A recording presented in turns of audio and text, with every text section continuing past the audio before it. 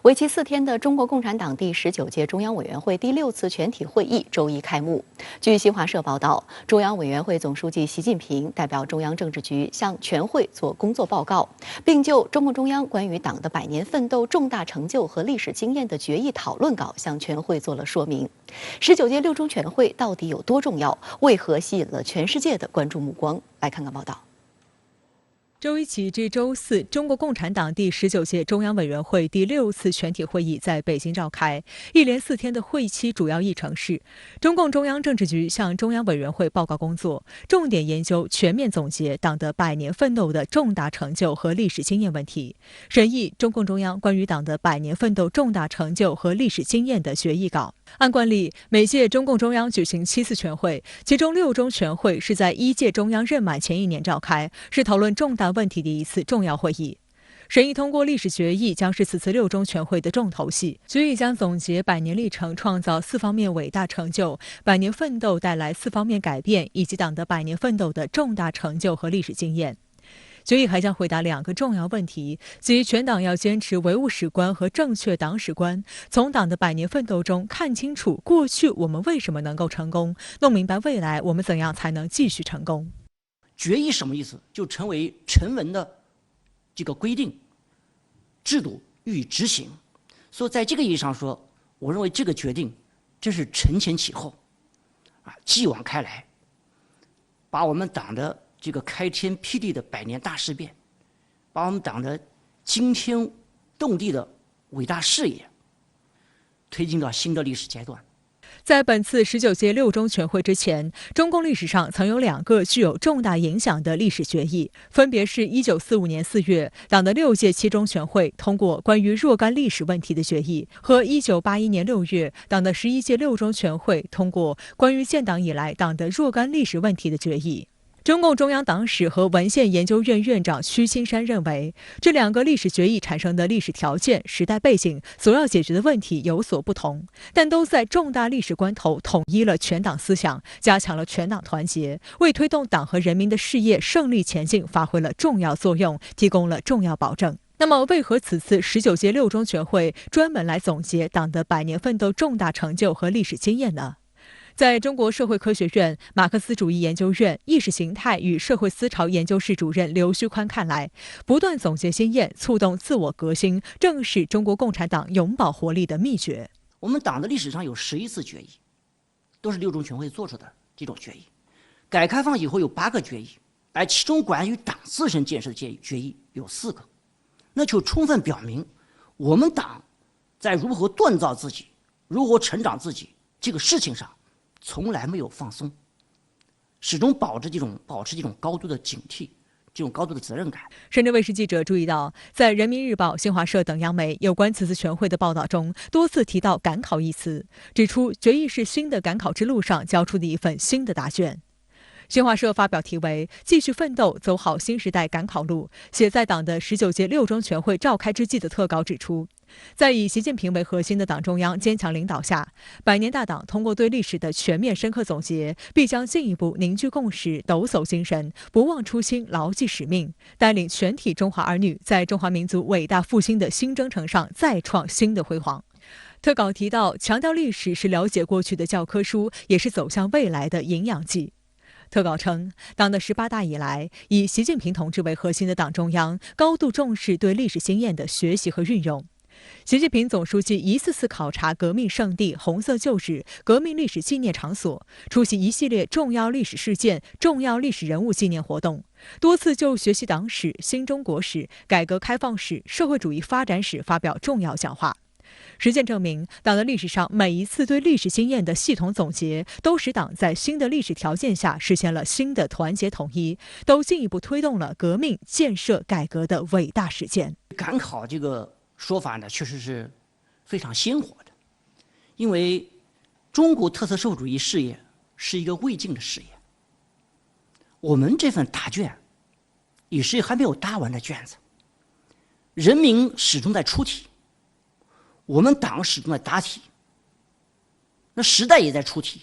最终还要给人民去阅卷。闭门形式举行的党的19届六中全会吸引了全世界非同寻常的关注目光。香港大公报评论称，建党100年，中华民族迎来了从站起来、富起来到强起来的伟大飞跃。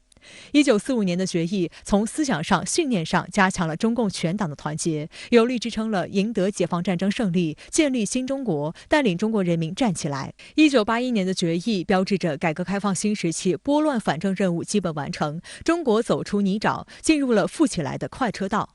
2021年19届六中全会将审议的历史决议，将是中国进入强起来新时代之后又一集结号与动员令。新加坡联合早报文章称，19届六中全会将通过的第3份历史决议将全面总结中共100年的成就和历史经验，也就是要把中共独特的成功经验以中央全会决议的形式固定下来，对未来数十年中共的任务和方向，引领中共向第2个100年奋斗目标进军有重要的指导意义。英国广播公司称，中共建党100年，执政中国70余年的历史中，它的六中全会不止一次给该党和中国的走向、命运带来重大影响。历史决议是要对历史问题定性，下个结论。以史为鉴将是本届六中全会讨论的主旋律，而此次会议将通过的第3个历史决议具有极其重要的政治分量和历史分量。俄罗斯独立报分析称，显然将像1945年和1981年一样，会议将宣布开始新的发展阶段。而德国媒体圆桌网站称，正值中国共产党成立100周年，今年的六中全会无疑是发表具有史实意义的声明的适当场合。美国中国问题专家罗伯特·库恩指出，中共实事求是，善于在实践中不断摸索、总结经验，这些都是中共领导中国取得巨大成就的重要原因。最新披露的一系列宏观经济数据表明，在当前新冠疫情阴霾未散、世界经济复苏前路坎坷的大环境下，中国经济稳定复苏态势没有改变，依然展现出强劲韧性和巨大潜能。同时，中国经济行稳致远，也为全球经济贡献动力、提供机遇。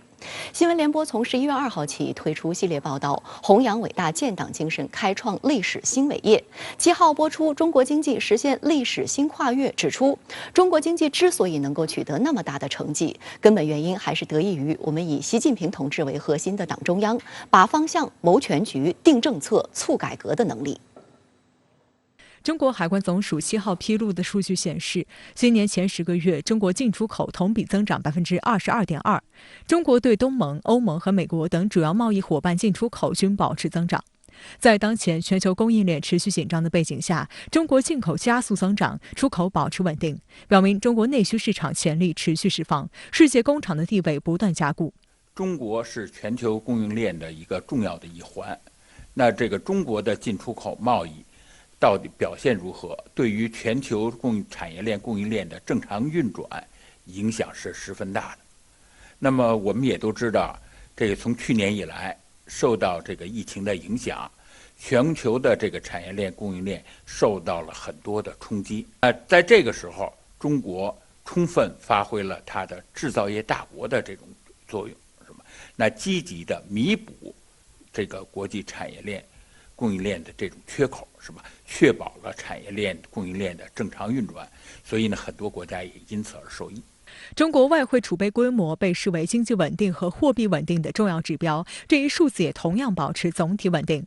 国家外汇管理局7号发布的数据显示，截至2021年10月末，中国外汇储备规模为32176亿美元，较9月末上升170亿美元，升幅为0.53%。中国外汇储备持续增长，源于经济稳定复苏，在一定程度上是经济实力的一种体现。因为稳定的外汇储备，最直接的影响反映在人民币的汇率上，是吧？那人民币汇率稳定，大家也愿意跟你做生意、进行投资，是吧？那么增加了这个国外对于中国经济的这种信心。而随着中国营商环境的日益改善，投资促进和招商引资力度不断加大，中国已经成为全球跨国投资的主要目的地。中国吸收外资全球占比大幅提高，连续4年保持第2大外资流入国地位。值得关注的是，中国吸收外资的全球占比大幅提高。据联合国贸发会议数据，2020年全球跨国投资规模大幅下降34.7%，外商直接投资流入金额仅9988.9亿美元。中国实现逆势增长，占全球比重达15%，居世界第2，连续29年居发展中国家首位。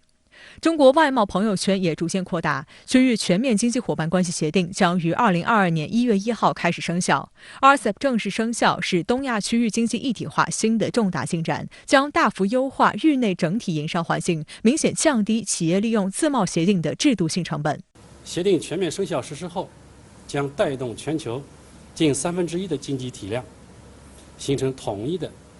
超大规模市场，将为区域乃至全球经济增长注入强劲的动力。新闻联播7号播出，中国经济实现历史新跨越，是系列报道弘扬伟大建党精神、开创历史新伟业中的论述中国经济成就的重要一集。党的18大以来，以习近平同志为核心的党中央把舵定向，把中国经济发展放到历史长河、时代大潮和全球视野中来观察和谋划。立足新发展阶段，贯彻新发展理念，构建新发展格局，为中国经济厚植基础、突破关键、赢得未来做出了一系列重大决策，推动经济社会发展取得历史性成就，发生历史性变革。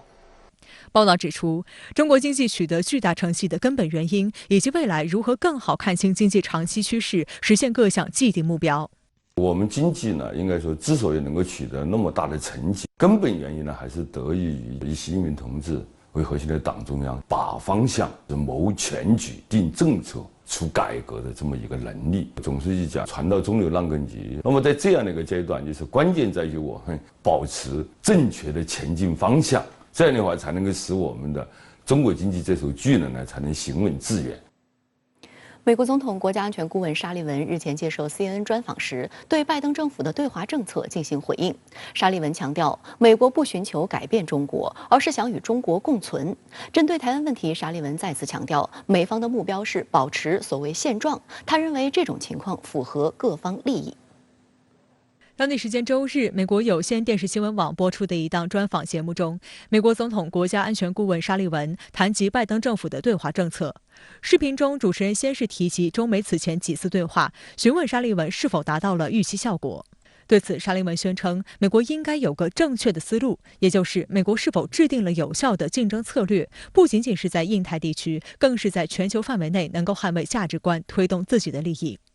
针对主持人问及的中美所谓新冷战的说法，沙利文再次进行否认，并强调美国寻求与中国共存。goal of America's China policy is to create a circumstance in which two major powers are going to have to operate in an international system for the foreseeable future, and we want the terms of that kind of coexistence in the international system. 近来，拜登政府官员多次在口头上否认新冷战的说法。今年9月，第76届联大一般性辩论上，第一次以美国总统身份登上联大演讲台的拜登曾称，美国不寻求新冷战，美国准备与任何国家合作，共同面对挑战。沙利文在周日的采访中还进一步指出，美方并不打算改变中国。I think one of the errors of previous approaches to policy towards China has been a view that through U.S. policy, we would bring about a fundamental transformation of the Chinese system. That is not the object of the Biden administration. 虽然美方一再宣称中美不会陷入所谓新冷战，但拜登政府的实际做法却让各方怀疑，拜登是否真的已经放弃了与中国冷战的做法。中国国委员兼外长王毅10月31号在罗马会见美国国务卿布林肯时也指出，这几年由于美方奉行错误的对华政策，致使中美关系遭受全面冲击。外界注意到，拜登政府上台以来，很大程度延续了特朗普政府的对华政策，肆意干涉中国内部事务，近期更是频频插手台海问题。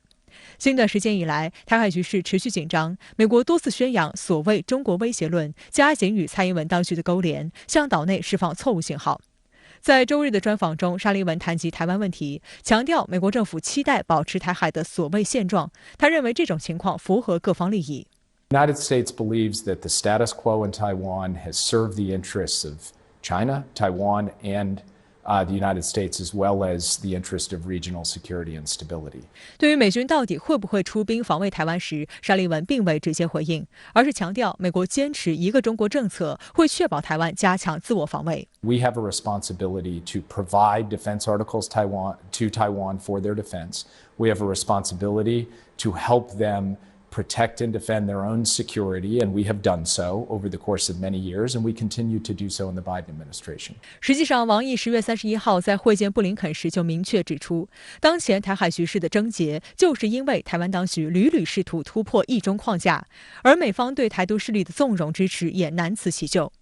中方要求美方奉行真正的一中政策，而不是假的一中政策；要求美方履行对中方所做的承诺，而不是背信弃义；要求美方把一中政策真正落实到行动上，而不是说一套做一套。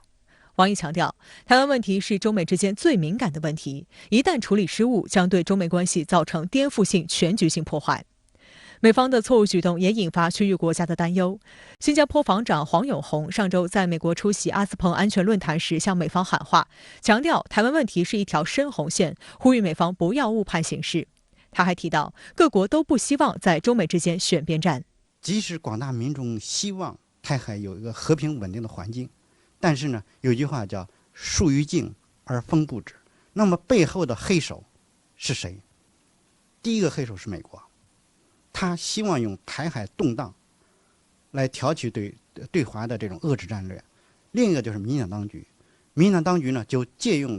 挑起两岸的对抗，制造两岸关系的紧张，来捞取他自己的政治私利。自从台湾地区领导人蔡英文上台以来，台湾的所谓友邦仅剩下15个。近期洪都拉斯和台湾方面的外事关系也多次传出生变的消息。台湾地区外事部门官员近日称，台密切关注洪都拉斯总统大选，并强化与洪方各界沟通。周一的外交部例行记者会上，发言人汪文斌应询表示，世界上只有一个中国，台湾是中国领土不可分割的一部分。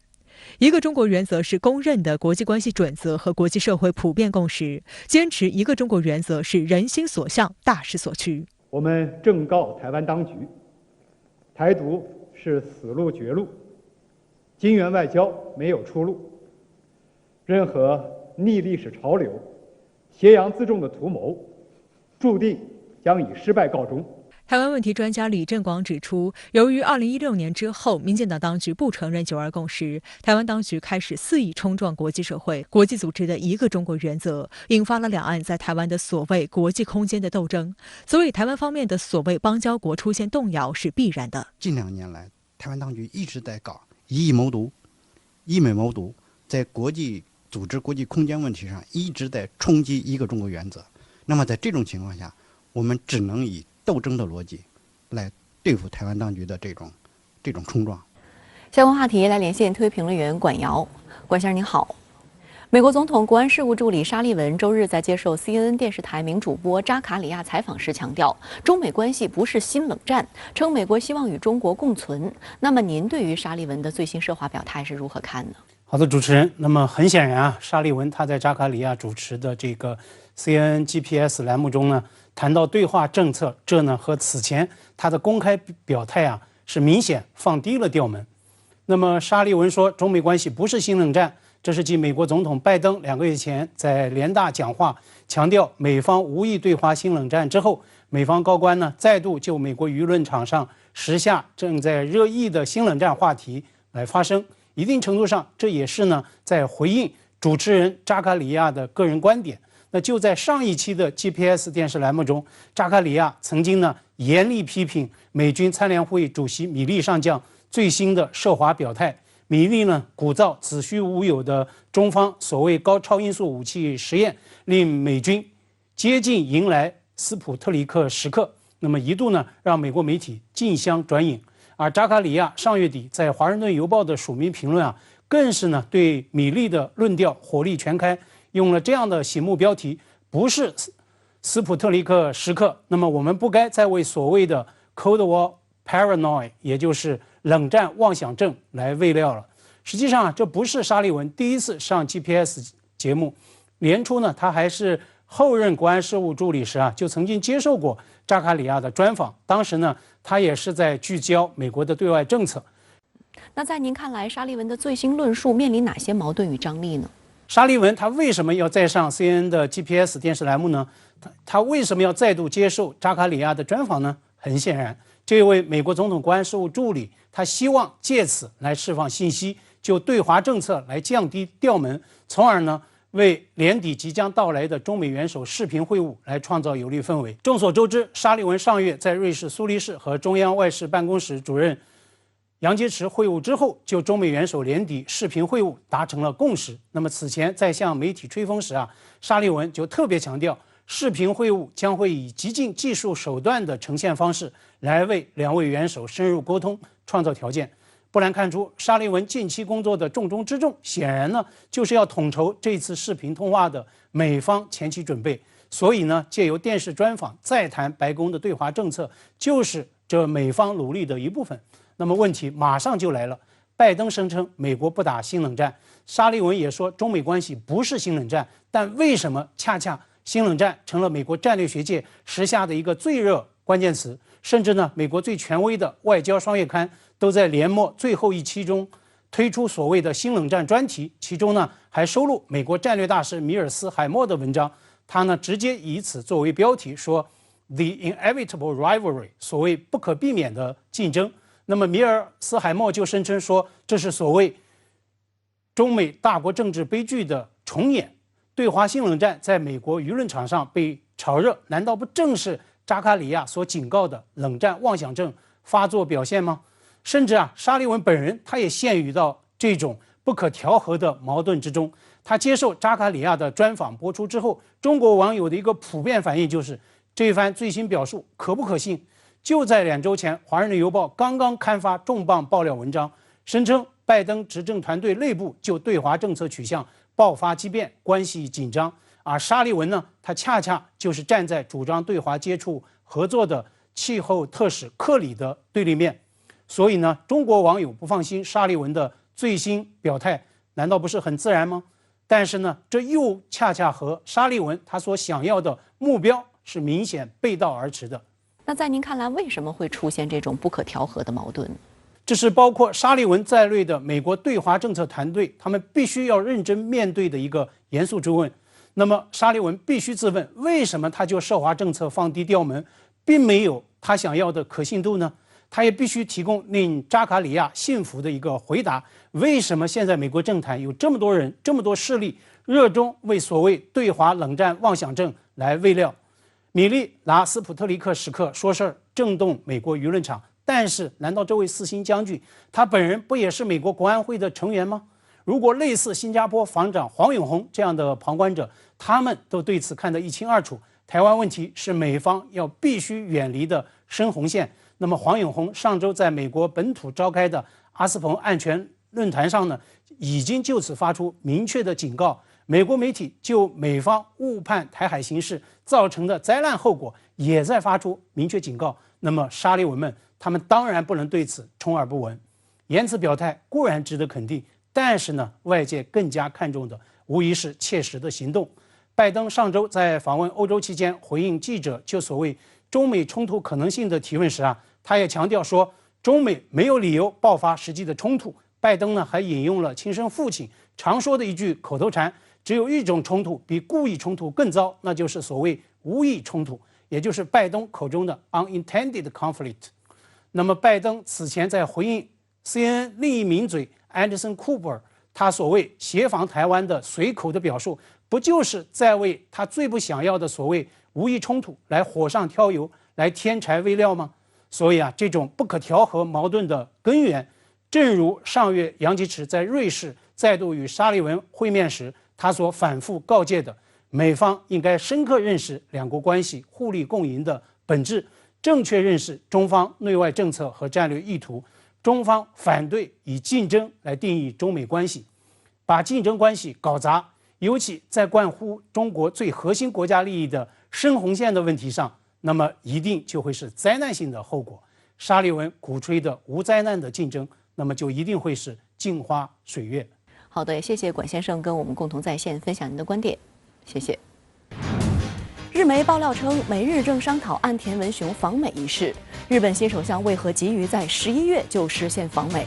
与此同时，国内外多个平台上流传消息称，美国和法国侦察机突然大规模在中国周边海域进行大范围侦察活动，真实情况又是如何？美国对华抵近侦察又有哪些新花样？孙兴杰、王亚楠详细分析。直播港澳台栏目由东鹏灵堂冠名播出，东鹏灵堂无糖型能量饮料。近期美日之间频繁互动，日本新任首相岸田文雄急于在11月就实现访美。日本防卫大臣岸信夫更是在周一登上准航母出云号，并声称将尽快实现 F-35B 在舰上的起降。而近日，国内外多个平台上流传消息称，美国和法国侦察机突然大规模在中国周边海域进行大范围侦察活动，事实情况又是如何？来看看分析报道。据日本共同社报道，美日两国政府已开始协调日本首相岸田文雄首次访美的日程。日方限于国会日程，向美方传达了希望安排在11月内的意向。但外界普遍认为，拜登政府疲于应对围绕大规模财政支出法案的党内对立，难有时间分给外交。前首相菅义伟今年4月作为拜登上任后首个进行面对面会谈的外国首脑访问白宫，其在卸任前的9月再次访美，不仅出席美日澳印4国首脑会议，还举行了短时间会谈。日本政府相关人士表示，日本已受到拜登政府2次特别优待，未必会根据日方日程上的方便来安排。此外，据日本广播协会 NHK 周一报道，日防卫大臣岸信夫当天视察了海上自卫队军舰出云号，并确认了 F-35B 隐形战斗机起降试验实施后舰艇甲板的情况。岸信夫向媒体声称，为了应对日本当前安全保障环境，必须实现 F-35B 在海自战舰上起降。报道称，目前停靠在神奈川县横须贺基地的出云号系日本海上自卫队最大的舰艇。为了实现 F-35B 在甲板上起降，出云号正在进行航母化改装，甲板已经完成耐热改装，能够承受 F-35B 短距离或垂直升降时产生的高温。上个月，日本海上自卫队与驻日美军合作进行了 F-35B 在出云号上的首次起降试验。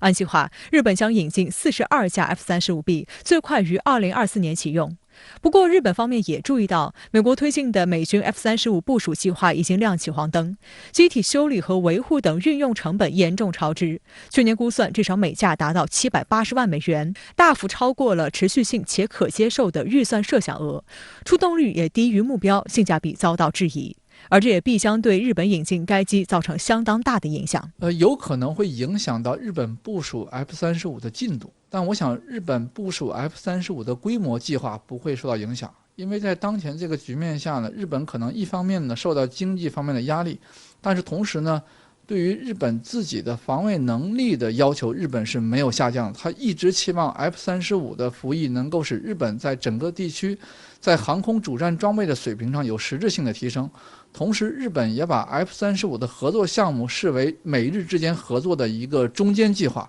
所以日本不会在 F-35的项目上轻易的退后。美国太平洋舰队11月4号发布消息称，美国海军的美利坚号2栖攻击舰和日本海上自卫队的伊势号直升机航母于11月3号在东海开展联合演练，这是美日战舰近期在中国周边频繁炫耀武力的最新举动。对此最新的军事行动，美国太平洋舰队老调重弹宣称，美利坚号正在美国第7舰队辖区执行任务，以加强与盟友和伙伴国的互操作性，并作为一支随时待命的反应部队，以维护印度洋太平洋地区的和平与稳定。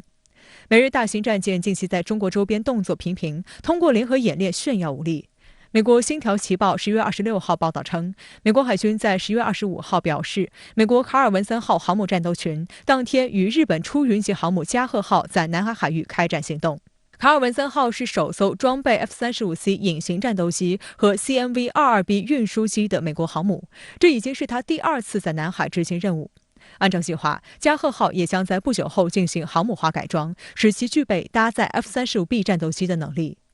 值得关注的是，美国在中国周边的军事行动不仅是在海上，也包括空中的抵近侦察。近日，国内外多个平台上流传消息称，11月2号当天短短12个小时内，美军军机大举进入中国黄海、东海和南海。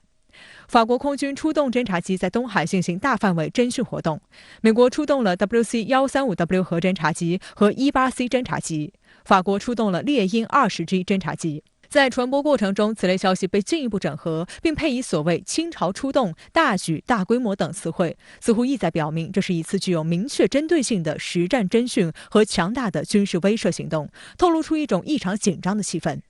事实上，近年来美军加强了在中国家门口的侦察行动，这早已不是秘密。据南海战略态势感知智库统计，仅10月这1个月内，美军就累计出动了54架次侦察机，在南海对中国进行抵近侦察。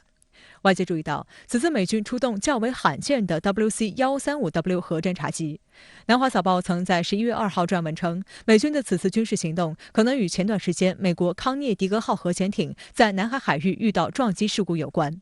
出动 WC-135W 是为了搜集大气样品，以检测和识别可能遗留的放射性碎片。据美国军事网站介绍 ，WC-135W 核侦察机配备了先进的核物质探测设备，能够收集大气中的放射性微粒，用于识别和鉴定他国进行核武器试验的证据，也可以用于跟踪核泄漏，因此也被称为核试验侦察机。近年来，这一机型被多次派往朝鲜、中东地区，监视朝鲜和伊朗的核活动。核潜艇如果受到撞击损伤的话，可能会有一部分高辐射度的这种循环水被排到了海里，而这些水可能呢，它里面携带的核物质会转化成气态，会留存在海面周围的这个空域中。所以，美国的核侦察机进入中国的周边，很有可能是在检测它的核潜艇撞击的情况对周边环境的影响。因为这种问题一旦被坐实的话，很有可能美国的核潜艇就会引发全球范围的反对浪潮。其他型号的侦察机也各有用途，例如此次出现在南海和东海海域的 EP-31是 P-3C 反潜巡逻机平台基础上改装而来的电子侦察机，而 E-8C 则是一种集机在地面监视、战斗管理、指挥及控制功能于一身的飞机，可以跟踪地面车辆及部分飞机，截取地方战区内的详细情况，向地面和空中的指挥人员传递高清战术图像。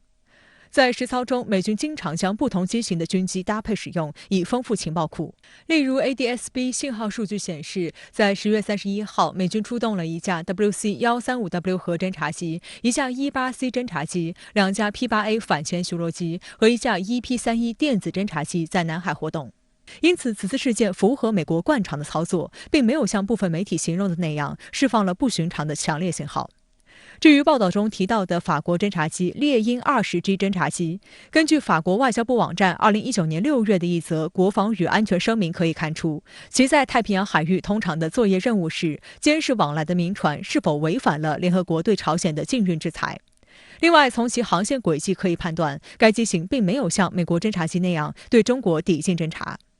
综合分析认为，美法两国在11月2号派遣军机在中国周边活动的消息属实，但总体并未如网传信息那样倾巢出动。较之过往的相关行动，并没有明显异常之处。但不可否认的是，过去20年间，美国对华航空侦察频率有增无减，各种侦察机几乎每天轮番上阵，离我领空越来越近，风险不断增加。中国国防部发言人吴谦大校早在去年8月就针对美军频繁在中国周边地区活动和军机在沿海地区的高频接近侦察表示，美国最近加大了对中国的挑衅压力，我们对此的态度是明确的：第一，我们反对；第二，我们不怕。这种行为无视双方前线官兵的生命安全，无视两国人民的根本利益，无视世界人民的和平愿望。中国军队将坚定维护国家主权、安全和发展利益，坚定维护世界和地区和平稳定。相关话题来连线特约评论员孙兴杰。孙先生您好，日美两国政府就岸田文雄首相访美日程进行协调，日方表达了本月内访美的意向，您对此有何观察？岸田文雄赢得大选之后，第一时间访美，也是要确认日美特殊关系。除了通过首脑会晤就某些议程进行对标之外，还要保持和延续日美首脑之间的特殊关系。对于岸田来说，访美的日程安排也是其地位和面子的重要组成部分。前首相菅义伟在拜登入主白宫之后，成为第一位正式到访白宫的外国领导人。在卸任之际，菅义伟又去了一趟华盛顿，算是与拜登话别。岸田文雄曾经担任安倍政府的外交大臣，对于外交，尤其是首脑外交的套路，当然是了如指掌。对于岸田文雄来说，尽快访美之后，还要处理国内堆积如山的问题，疫情、经济复苏以及外交与安保。菅义伟政府处理不力而提前下台。既然访美是既定的议程，而且在气候变化大会期间，岸田与拜登有短暂的问候，并且同意尽早举行正式会谈。其实，日美两国领导人都忙于国内的议程。岸田在12月要有一系列的重要工作要做，包括2021年补充预算、经济政策等等。11月把外访的工作干完，岸田就可以尽快着手国内的事宜。当然，这可能面临2个问题。第一就是拜登也很忙，他一直推动的还是国内大规模的财政开支的计划，基建计划得以通过，拜登说只成功了一半。现在的情势并不是太好，民主党在明年中期选举之后，大概不会继续控制参众两院了。因此，拜登在跛脚之前优先推动的还是国内的议程。第二就是拜登是否需要将足够的外交优待都给日本首相。拜登优先会见了菅义伟，除了修复日美关系之外，还要凸显对印太战略的高度重视。现在印太战略已经推进到了一定的程度，尤其是英美澳3方安全合作框架已经形成，而日本并不在美国印太战略的最核心圈。从日美关系本身来看，岸田访美也需要向美方说明日本的立场和利益。相比于菅义伟，岸田的党内基础以及民意的基础都比较牢固，有更强的议价能力，不太可能像菅义伟那样尾随美国而漂流。在中美之间，日本需要一个舒适的地位，而不是完全尾随美国。在安全和战略上，美国是日本难以摆脱的阴影。但是在经济、贸易及多边贸易体系上，日本有比较大的回旋空间。据媒体报道说，法国和美国侦察机在中国周边海域进行侦察。对于周边的态势，你有什么样的观察呢？美国和法国侦察机的行动受到了媒体的关注，尤其是每个多个型号的侦察机在中国周边的海区活动。美国的 WC-135W 侦察机也出动了。其原因可能是与近期美国核潜艇在南海的事故有关系，侦察是否出现了核泄漏。当然，这一型号侦察机在南海活动，也让人们对于美国核潜艇的事故更加担心了。至于法国的侦察机，其目标可能是为了监控相关的船只是否违反了联合国涉潮制裁决议，所以其飞行轨迹并不靠近中国周边海域。对于周边安全态势，我们可以看到，美国推动的印太战略越来越具有军事色彩。除了美国和相关国家的军事合作之外呢，英国、法国等欧洲国家也非常罕见地参与其中。这与欧盟以及欧洲一些国家出台所谓的印太战略报告不无关系。尤其是法国自认为自己是印太国家，在印度洋有领土、人口和军队。在澳大利亚潜艇事件之后，美国默认了法国在印太的角色。可以预见，欧盟国家对印太地区的参与也会越来越多，但这未必就是针对中国，或者说与美国站在同一个阵营。其主要目标还是要彰显欧盟的战略自主的能力。当然，美国的战略调整会将资源和军力投入到印太，必然会增大对我国周边的挑衅的压力，破坏我国周边安全形势。好的，也谢谢孙先生跟我们共同在线分享您的观点，谢谢。今年9月下旬，美国商务部以应对全球芯片危机为名，强硬要求包括台积电、三星在内的20多家芯片相关企业交出被视为商业机密的库存量、订单、销售记录等数据，缓冲期为45天。周一是各企业提交信息的最后期限。据悉，包括台积电在内的23家企业已经完成了答复。台积电对外宣称，其中的敏感数据并未提交。台积电发言人周日表示，台积电已经回应了美国商务部关于提交供应链信息的要求，以协助解决全球芯片短缺问题，同时确保没有客户特定数据在此次提交中被披露。台积电发言人高梦华强调，台积电仍致力于一如既往地保护客户的机密。深圳卫视记者查阅美国政府用以收集本次信息的网站发现，截至北京时间周一下午17时，包括台积电、台联电、美光、日月光、西部数据等23家企业与机构已提交相关信息，其中部分文件更以机密形式提交。网站显示，台积电在上周五提交了3个档案，包括一份公开表格以及2个包含商业机密的非公开档案。公开数据中只列出了一般可识别的信息，例如制造的产品类型和比例，并未列出客户公司和交货时间等关键信息。同时，台积电预计2021年营收将达到566亿美元。事实上，在做出让步之前，台积电的态度一直摇摆不定，甚至多次反转。9月30号和10月6号，台积电曾2度强调不会泄露敏感资料，但10月22号，台积电却认输妥协，表示会按时交出数据。仅3天后，台积电的态度再次发生微妙变化，表示不会按美国的要求完全上交数据。尽管美国宣称信息共享是所谓自愿的，但美国商务部却威胁行业代表，如果不回应美方要求，美国政府将援引国防生产法或其他法律来采取强制措施。Of course, if they don't comply, then we have other tools in our toolbox to require them to give us data. I hope we don't get there, but if we have to, we will. 事实上，美国直接动手抢高科技企业已经不是第一次了。曾在芯片行业领先的日本企业，在遭受美国制裁后选择妥协，被迫签订日美半导体协议，单方面向美国开放知识产权和专利，最终走向衰落，并被美国反超。2019年，法国阿尔斯通前高管弗雷德里克·皮耶鲁奇在《美国陷阱》一书中揭露了美国以司法工具为伪装围猎阿尔斯通的黑幕，他本人更被美国长臂管辖起诉入狱。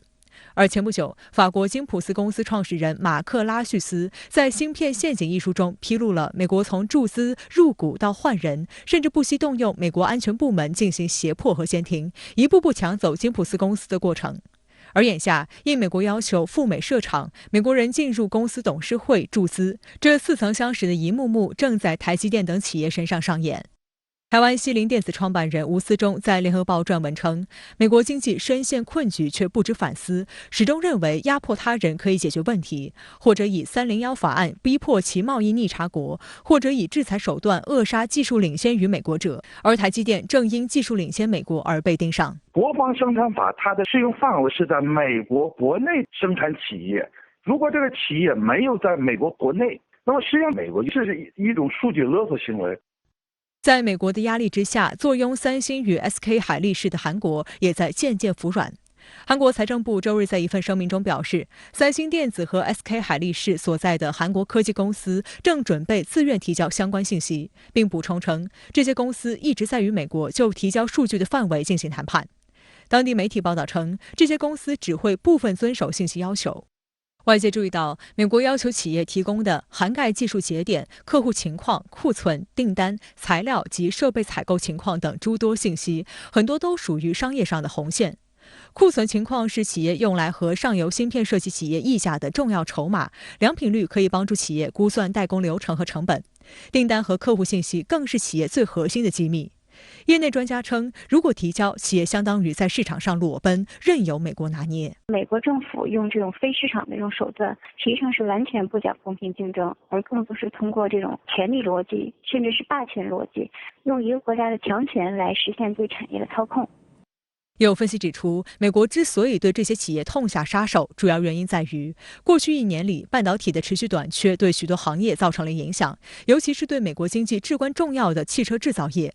汽车业的低迷令美国经济复苏雪上加霜。数据显示，今年第3季度，美国国内生产总值增幅仅有2%，为11个月来最差表现。与此同时，近年来全球芯片制造工艺不断取得新突破。今年三星已经率先完成了全球首颗3纳米芯片试产，台积电则霸气官宣已突破2纳米芯片技术，并计划2024年量产。而美国的企业还在研究10纳米、7纳米制造工艺的芯片。业内人士表示，仅仅从芯片制造角度来说，美国的企业与台积电和三星应该有10年左右的差距。美国迫切的希望呢，通过半导体产业在美国的回流和恢复，以及呢把它做大，来体现美国呢在高科技领域这样的一个控制权。此外，美国商务部周日证实，部长雷蒙多将在本月中旬进行他上任后对亚洲地区的首次访问。美国商务部列出的行程安排显示，雷蒙多将在11月15号访问日本1天，并在16号至18号对新加坡和马来西亚进行3天访问，表明他此行的侧重点是访问东南亚地区。分析人士表示，拜登政府此举是为了提升美国供应链的安全与稳定。